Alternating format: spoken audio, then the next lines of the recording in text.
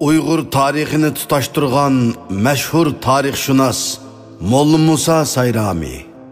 Molla Musa Sayrami'nin toluq ismi Molla Musa ibni Molla Aysa Hoca Sayrami bulup, u 1836 yılı 8. ayının 23. günü Aksu Bay nahiyesiga qarashliq Sayram rayoni Anıqız yezisi Toğayla mahallesi Hazırki Toqsun yezisining 4. kentida dinni ölüma ailesida dunyoga kelgan. Uning dadisi Molla Aysa Hoca ibni Molla Izizxon Hoca xeli yuqori dinni ma'lumotga ega kishi bo'lib, Sayram rayoni bo'yicha o'z zamonasining o'qimishliq, hurmat va obro'yiga ega xalqparvar mo'tvarlarning biri edi. Molla Aysa tunji o'g'li Molla Musaning istiqboliga nihoyat ko'ngil bo'lib, uni yaxshi axloq va xuluq mijoz bilan tarbiyalagan. Kichigidilla aqlliq, hushyor, chechan cho'ng bo'lgan Molla Musa otasining tarbiyasini nihoyat yaxshi qabul qilgan. Shunga otasi amdili 7 yoshga kirgan Molla Musani Sayram madrasiga o'qishga bergan. Molla Musa ustozlari va dadisining yordami bilan bir qancha yildila chiroyli husni xat yoza oladigan Haptiyakni va So'pi Alloh yor Navoiy she'rlarini yodga o'qiy oladigan saviyaga yetib, savoqdoshlari va jamoatchilik ichida Bola Molla nomi bilan shuhrat qozongan.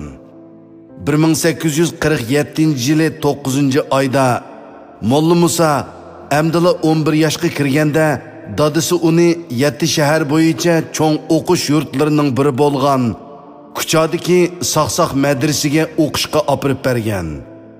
Molla Musa bu madrasada ayni zamondagi Uyg'ur olimi Molla Osman Axunumning tarbiyasida Qur'on, hadis, tarix, adabiyot, astronomiya, kalendarchilik, grammatika, matematika fanlarini o'qish bilan birga arab, faris, ordu tillarini mu ijtihod bilan o'rganib, kucha bo'yicha tezla shuhrat qozonib, keng jamoatchilikka to'nilgan.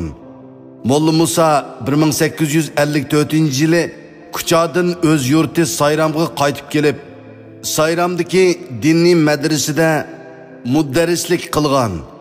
Öz vaqtida Sayram madrasimi xeli cho'ng dangliq madrasalarning biri bo'lib, yaqin atrofdagi hamma yezi qishloqlardan taliblar kelib ilm tahsil qilatdi. Sayram kichik yurt bo'lsa-mu, Sharqiy Turkistonning janubi bo'yicha Qashqar, Kucha qatorliq 7 shahardan qolsila, xeli nomi bor, ilm ahllari ko'p, ma'rifatparvar kishilar to'plashgan ham Jipak yo'lining markaziga joylashgan kishilarning og'zida shahar nomi bilan atiladigan joy edi. 1864 yili 6 oyda Sharqiy Turkistonning har qaysi joylarida, jumladan Kuchardimi Uyg'ur dehqonlari va qo'l hunarvallarining Ching sulolasining milliy zulmiga qarshi keng ko'lamlik dehqonlar qo'zg'olonlari portlagan. Qo'zg'olonchilar qo'shini Kuchadagi Ching sulolasi amaldorlarini va ularning yerlik g'olchilarini tezlik gumron qilib, o'z hokimiyatini tiklab, Rashidin Xo'jini xon qilib saylagan. Molla Musa Sayrami hech bir ikkilanmasdan o'z yaqinlari va do'styor og'inlarini boshlab Kuchaga mangan va qo'zg'olonchilar bilan Kuchada uchrashgan.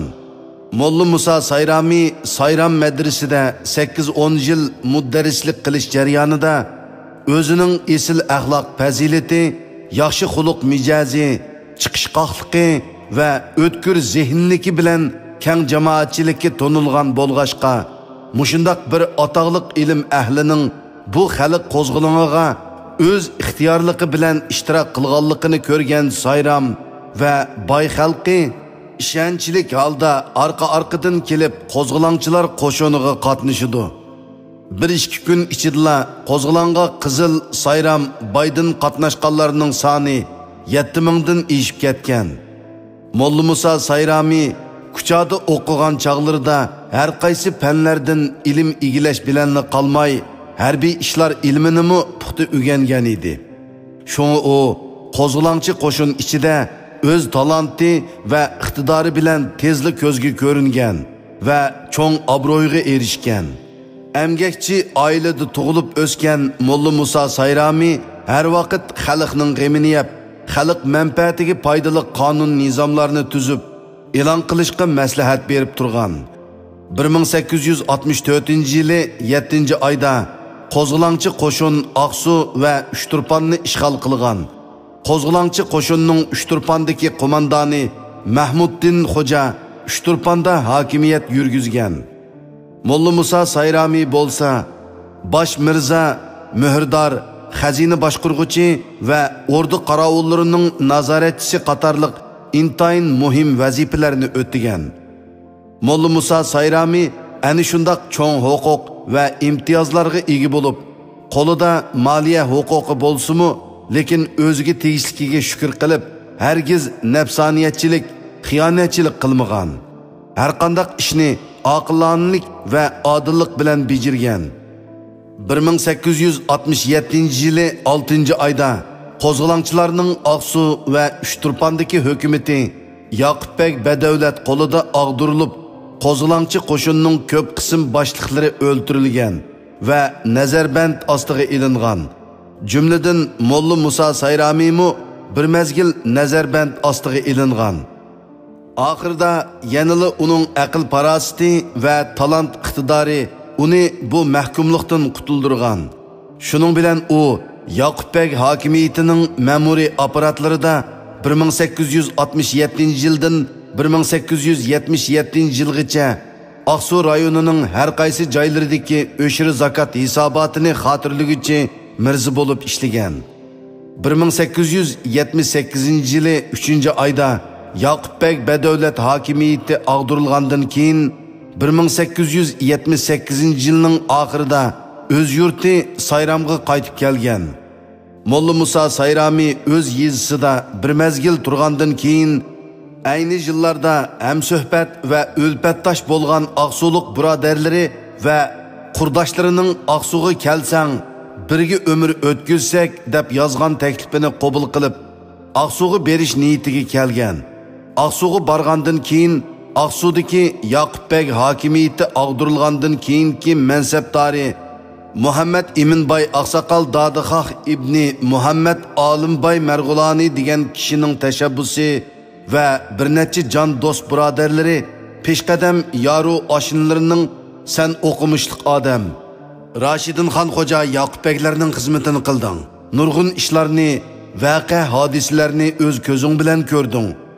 Avlodlarimizga bir narsa yezib qoldirib ketsang, vaqtni g'animat bilib, Tangrining roziligi bilan o'zining jinini pido qilgan shahidlarning ish faoliyatlarini to'plab kitob qilsang, degan maslahatiga binoan ishga kirishgan. U eng avval butun Sharqiy Turkistonning umumiy tarixi, Xo'jalar tarixi, Yoqubbek hokimiyati davridagi urushlar tarixi haqida xalq orasida tarqalib yurgan rivoyatlarni to'plab, ondan uni o'z ko'zi bilan ko'rgan, o'z beshidan kechirgan va o'zi qatnashgan voqealar bilan birlashtirib, zo'r g'ayrat, ijtihod va zo'r ijodiy kuch bilan Tarixiy Aminiya nomli mashhur tarixiy asarni yozib chiqqan. Bu asar 1905-yili Rossiya tarixchisi Nikolay Pantasovning yordami bilan Qozon shahrining Madrasai Olim basmaxonasida nashr qilingan. Bu kitob nashrdan chiqqandan keyin Nikolay Pantasov Molla Musa Sayramiga bu kitobdan 25 parcha va 25 tilla avatgan. Molla Musa Sayrami kitob va tillani topshirib olib, Pantasovga bir parcha minnatdorlik xati avatgan. Bu xat 1957-yili Almutuda chiqadigan Kommunizm tug'i gazetiga avtorning asli qo'l yozmasi bo'yicha besilgan.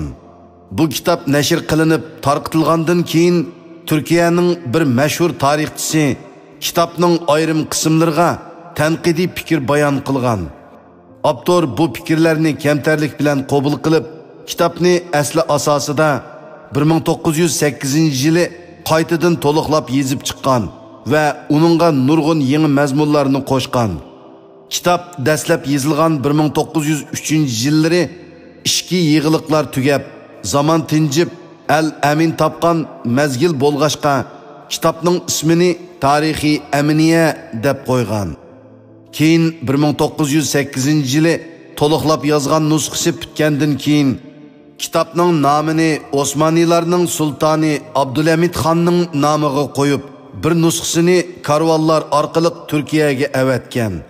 Afsuski, bu karvon yo'lda qaroqchilarga uchrab qilib, avatilgan bebaho tarixiy kitap yo'qolib ketgan. Molla Musa Sayrami o'z hayotida bo'libmi oxirgi umrida bir muncha muhim asarlarni yozgan. Masalan, 1885-yili Tazkiratul Avliya, 1898-yili Darbayan Ashabul Kaf, 1903-yili Tarixiy Aminiya, Qasidai Sidiq, 1907-yili G'azaliyat, 1908-yili Tarixiy Hamidi, 1916-yili Salnoma qatorliqlarni yozgan. Ba'zi ma'lumotlarga qaraganda Molla Musa Sayrami yana Tazkirai Xo'ja Affoq, Farhod va Shirin qatorliq tarixiy va adabiy asarlarni yozgan. Faris tilidami bir muncha she'rlarni yozib qoldirgan. Bu asarlardan Tarixiy Aminiya matbaada nashr qilingandan boshqa qolganlari qo'lyozma holatida saqlanib kelgan. Tarixiy Aminiya 1903-yili Aqsuda yozilgan bo'lib, bu asar Mirza Haydar Koraganning 1546-yili Sultan Abdurashid xonning nomiga beg'ishlab yozgan donglik asari Tarixiy Rashidiydan keyinki butun Sharqiy Turkistonning tarixi, coğrafiyasi, yer-joy ismlarining ma'nosi, mashhur tarixiy shaxslarning tarjima holi, har bir shaharning alohidaligi, odamlarining mijoz xarakteri qatorliq keng sohani o'z ichiga olgan birdan-bir asar. Molla Musa Sayrami Sayramda 1917-yili 6-oydan 9-oygacha turib, 9-oyning oxirida kichik dadisi O'shiraxun Xalpitimning yanida olamdan o'tgan. Molla Musa Sayramining butun umrida jiqqan boyligi bir dövi kitap bo'lib, uni uzunligi 1 metr, kengligi va egizligi 1,5 metr keladigan qalay bilan qoplangan sanduqqa qochilgan ekan. Molla Musa Sayramining vafotidan keyin O'shiraxun Xalpitim bu sanduqdagi kitap va qo'lyozmalarni e'tiborlab saqlagan. 1944-yili Kuchaliq shoir Boyiz qari o'g'li Mamtimin Boyiz bilan billa Aqsuga berishida O'shiraxun Xalpitimning uyiga tushib, bir necha kun turish jarayonida Tarixiy Hamidini bir qism kitob va she'rlarning qo'lyozmasini ilib ketgan. 1954-yili O'shiraxun Xalpitim vafot bo'lganda u kishining o'limini uzitishga kirgan imom va mazin axun o'limalar sanduqda qolgan kitoblarni bo'lishib olgan. Shoir Boyiz qari O'shiraxun Xalpitimning uyidan ilib kelgan qimmatli adabiy miroslarni e'tiborlab puxta saqlagan bo'lsa-mu, atalmış madaniyat inqilobi jarayonida o'zi tartib chiqarilib surgun qilingan kitoblari va saqlayotgan qo'lyozmalar bozorga ilib chiqilib setib etilgan. Ma'lum bo'lishicha, uning ba'zilarini Urumchidan kelgan kishilar setib olgan, ba'zilarini setib olganlar Beyjingga ilib ketgan, setilmay qolganlari ko'ydirib etilgan. Shunda qilib ma'rifatlik Uyg'ur olim va shoir Molla Musa Sayramining umr bo'yi yozgan va jiqqan adabiy boyligi ashundaq tugab ketgan. Baxtga yarasha Anvar Bayturdek olimlarning yurak qinini sarf qilishi bilan olimning Tarixiy Aminiya, Tarixiy Hamidilari 1980-yillari qaytadan nashr qilinib, xalqimiz bilan yuz ko'rishgan.